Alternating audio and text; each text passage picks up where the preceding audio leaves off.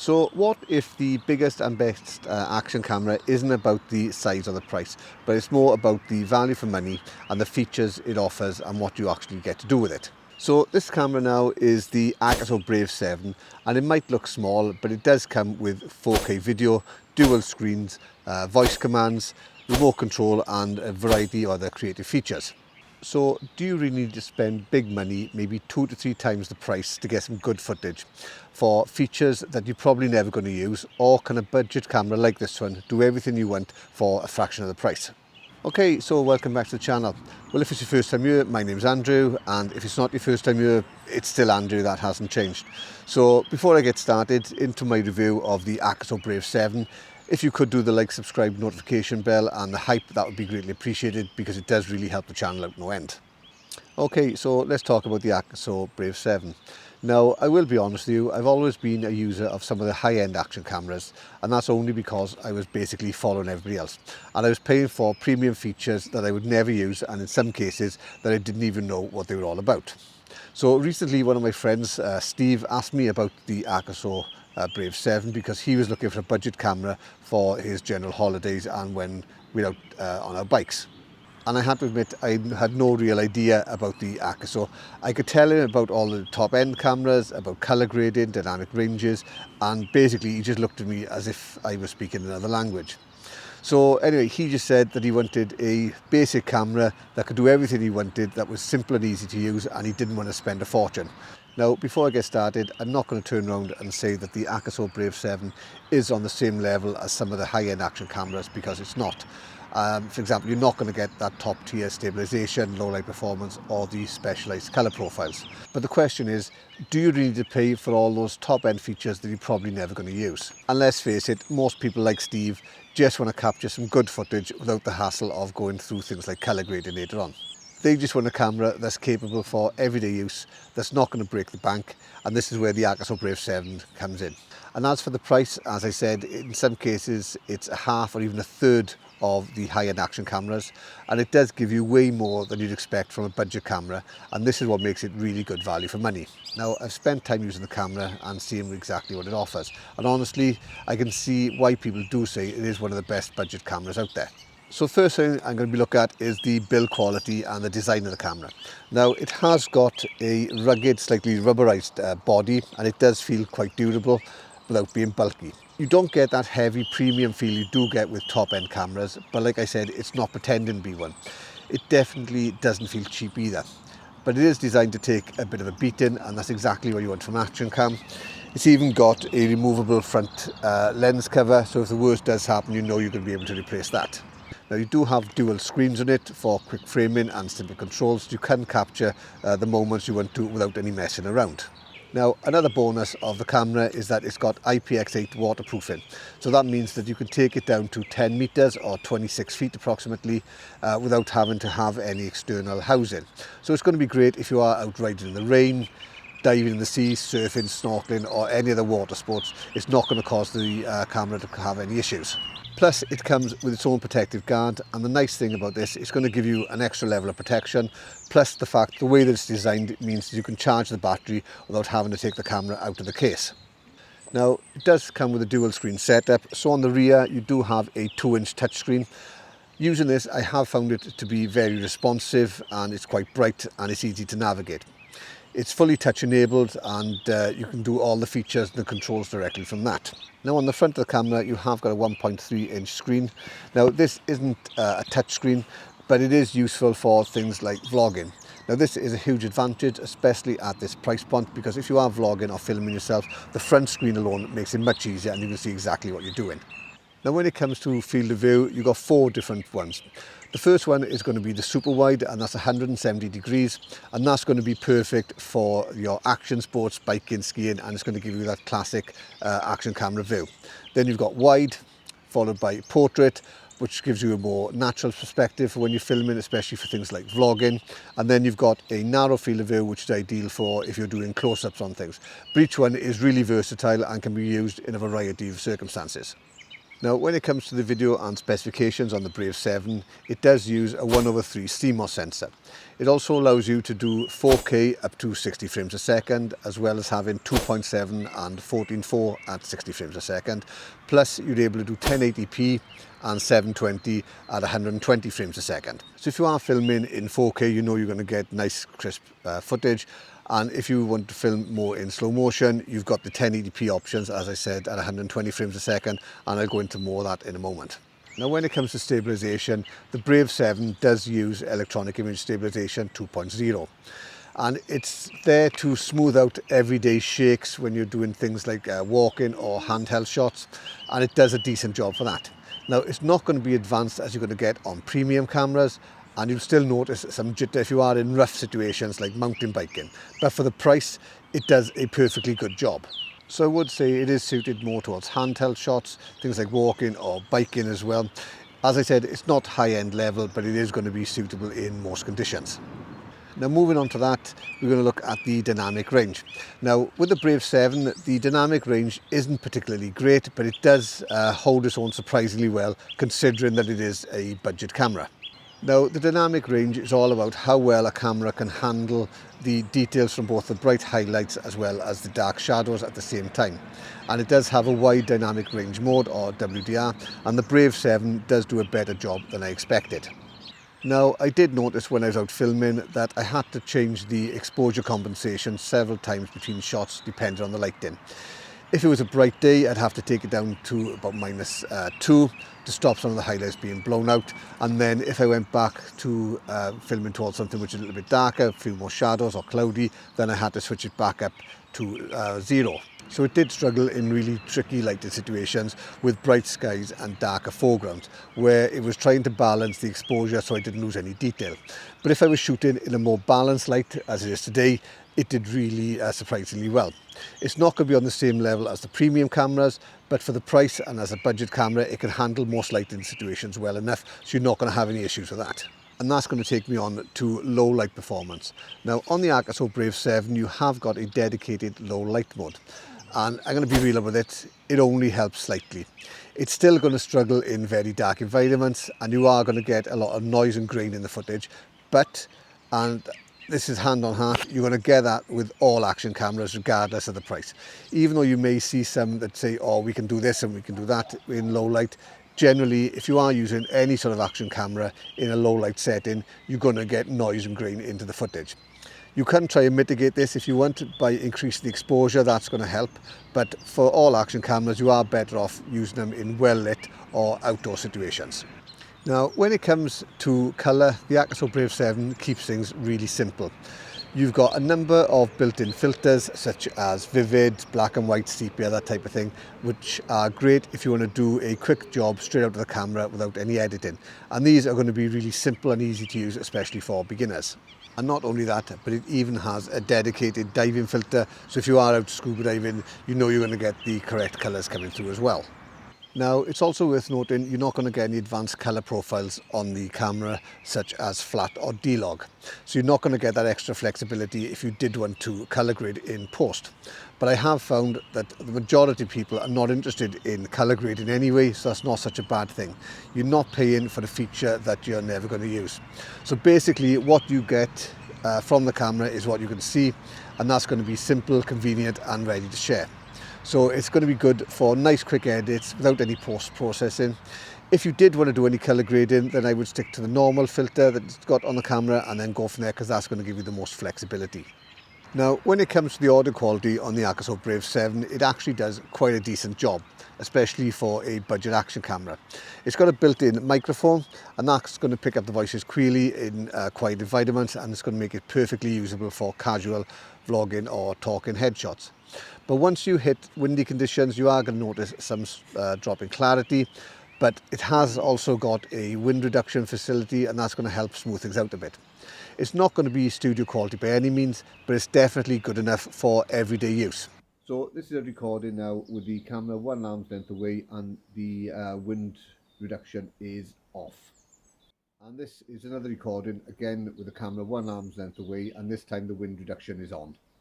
Also, if you want to take it a step further, you do have the option of adding an external microphone, and that's going to make a big difference and give you more cleaner and more professional sound. Now, Akaso also provide a wind cover for the Brave 7, and that makes a massive difference. It wraps around the camera and it's going to reduce any harsh wind noises, giving you a cleaner and more usable audio, especially when you are filming outdoors and you're doing things like biking, hiking, or if you're doing any sort of fast moving shots. Now, another thing you've got on the Akaso Brave 7, which you don't get on other cameras, are features such as video looping. And this is where the camera records, say, 3 to 5 minutes of footage and then automatically records over the top of that with the next 3 to 5 minutes. And this is great for things like commuting, where you want to have a record of the ride just in case anything happens, but you don't want your SD card full up for the complete journey. So it does save time and space on the SD card. So taking this one step further, the Akaso Brave 7 also has a dedicated dash cam mode.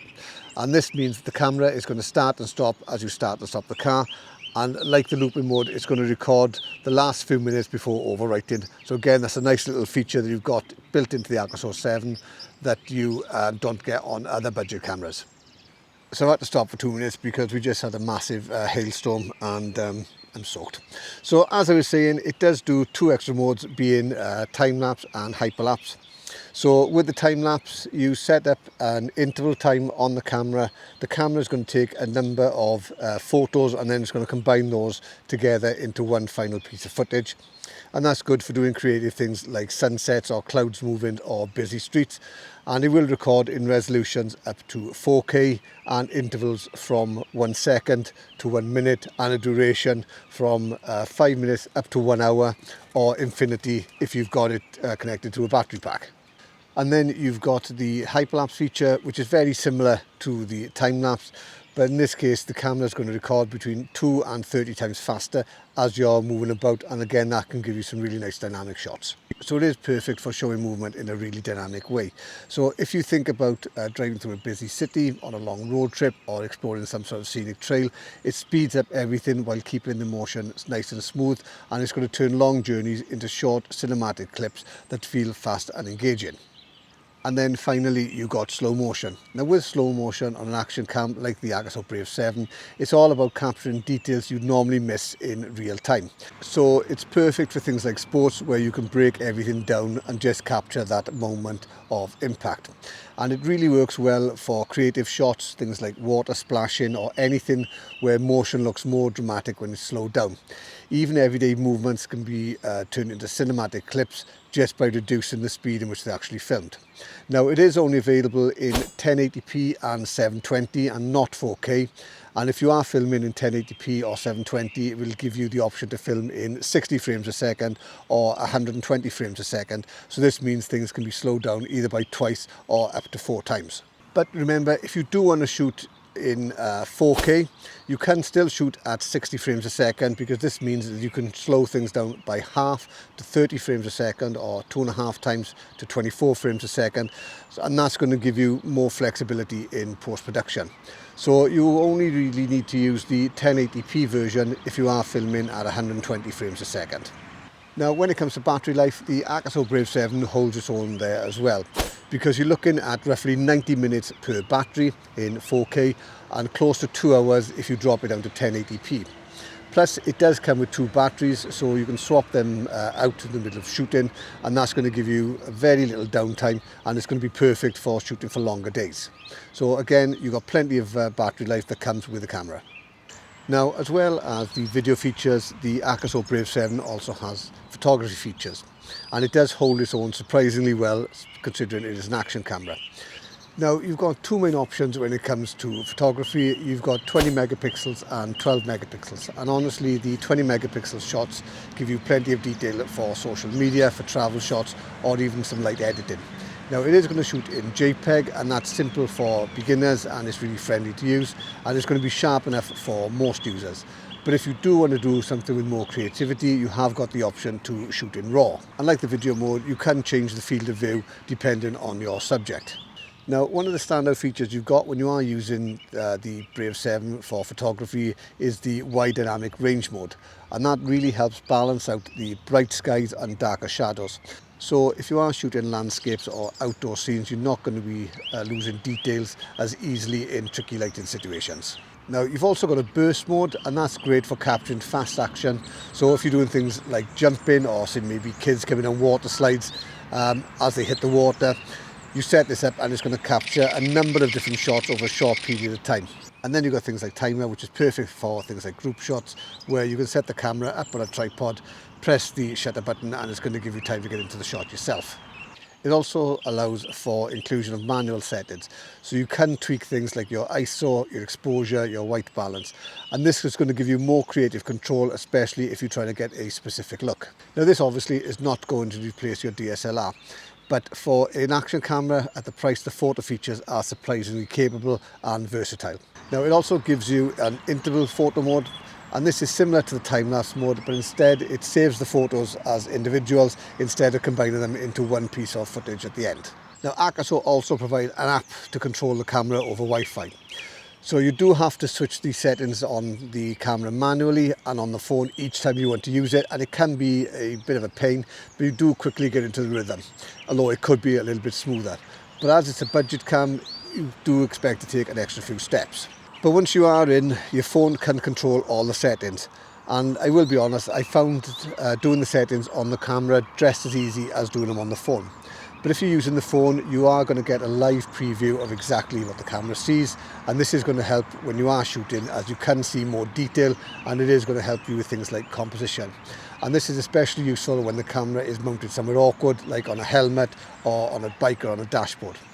Now transferring the footage from the camera is also done via the app, and you can download the videos and photos directly to your phone in seconds, and this does make it easy to edit and post straight to social media without the need for having to transfer everything over to a computer.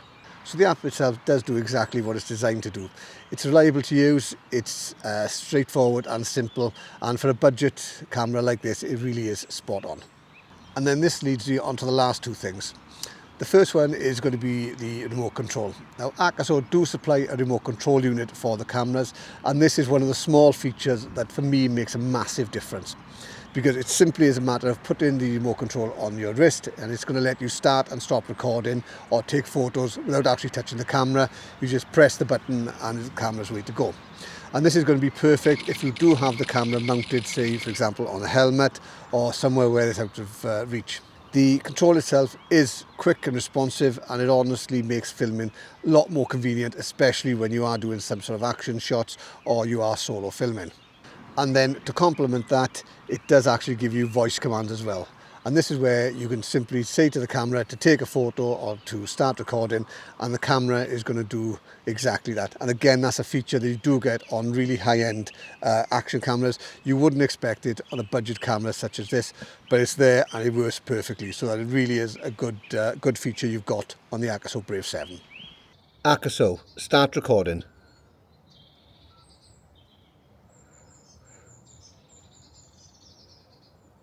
Akaso, stop recording. So the question is the Akaso Brave 7 the best action camera out there? And the answer to that, straightforward, is no. But, and this is what it really comes down to, the Akaso Brave 7 isn't trying to compete with the best and the most expensive camera out there, because it doesn't need to. What it's trying to do, and in my opinion succeeding, is to be a budget feature-rich camera that's perfect for everyday users who want footage that's good enough for everyday use, and that's simple to use and give you constant results every time. Now sure, it may not have the advanced features like top-end stabilisation or ultra-high frame rates, but what it does offer is where it really shines. So you are getting 4K video stabilisations that's adequate in all but the most strenuous of situations and activities, dual screens with a load of shooting modes, solid battery life, voice commands and things like a remote control, waterproof design and a ton of accessories, all at a price that's going to be genuinely accessible. And for most people, whether or not you're vlogging, travelling or just capturing everyday footage, all that is more than enough in an action cam. So it is simple and capable, and it does deliver where it matters. So if you are looking for a reliable, feature-packed action camera without spending a fortune, then the Akaso Brave 7 is an easy recommendation. And honestly, it's one of the best budget cameras that you've got out there right now. And more importantly, it covers everything that most people actually need without having to do that premium price tag. So if you are just getting into action cams and you are on a budget and you want value for money for your vlogging or travel filming, then the Akaso Brave 7 is going to be the perfect balance between price and performance. Is it better than a high-end action camera? Well, no. But does it need to be? No. For the money, it is one of the most capable and completely beginner-friendly cameras that you can buy if you are just getting into action cams. Okay, so that's the end of the video. If you did find it useful, if you could do the like, subscribe and the notification bell, and also the hype, that would be greatly appreciated. There's also the option there for buy me a coffee if you'd like to do that. And if you've got any questions in relation to the Akaso Brave 7 or any other action cameras, let me know in the comments below and I'll do my best to answer as quickly as I can. And again, thanks for watching.